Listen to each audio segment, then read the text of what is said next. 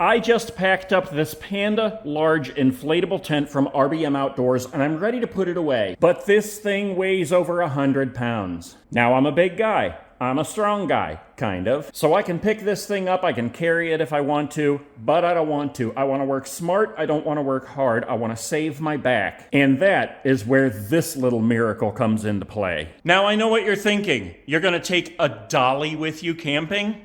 Yes. This is a folding, expanding dolly made by Teprovo. I bought this on Amazon for $64. It comes with a bungee cord, 2 optional grips. This one is foam, these are rubber, and both of them are absolutely amazing. When you push this button, the handle goes down. You can see how small it's already gotten. It's got 7-inch wheels on the back that fold inwards, and this gigantic plate on the front that can handle this tent all day long.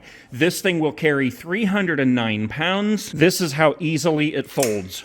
Look at that, it's flat. That literally takes up about 2 inches in your vehicle, and it's no wider than the bundle you're gonna be pulling. I'm telling you guys, this thing is absolutely amazing. Pull it out, push that down, your wheels come out the back, push this button here, and the handle expands. Put your tent on, secure it with the bungee cord, and roll away.